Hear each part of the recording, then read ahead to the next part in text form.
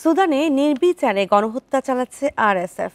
শহর দখলের পর থেকে বেসামরিকদের গুলি করে ট্রাক চাপা দিয়ে একসাথে 50-60 জনকে হত্যা করেছে তারা। এরপর শত শত মরদেহ গুম করে পুড়িয়ে বা গণকবরে চাপা দিয়ে নৃশংসতার প্রমাণ মুছে ফেলার চেষ্টাও চলছে বলে জানিয়েছে সুদানের চিকিৎসক সংগঠনগুলো।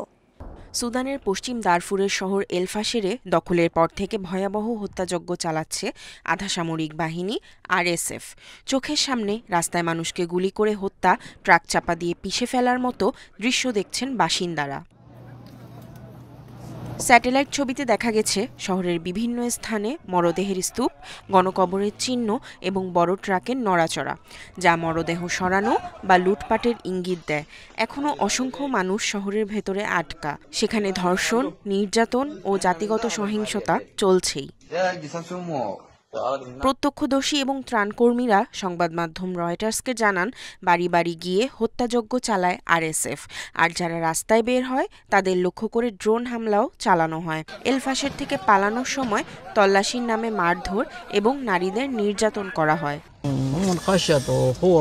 আমি নিজে এক জায়গায় 40 জনের মরদেহ গুনেছিলাম। তাদের একজন তখনও বেঁচে ছিল, কিন্তু তার পিঠ ভেঙে গিয়েছিল এবং পা কেটে ফেলা হয়েছিল। এদিকে আসার সময় ওরা আমাদের খুব মারধর করেছে, আমাদের কাপড় খুলে ফেলে দেয়। আমি একজন নারী, আমাকেও তল্লাশি করা হয়েছে।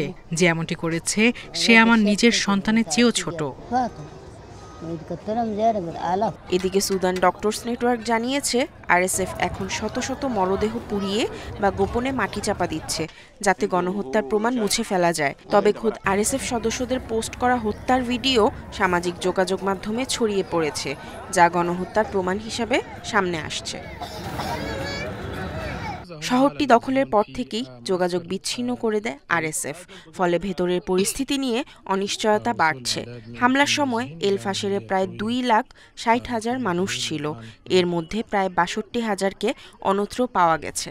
আরএসএফ ও সেনাবাহিনীর মধ্যে যুদ্ধ থামাতে বারবার বিরতির প্রস্তাব এলেও তা ব্যর্থ হয়েছে।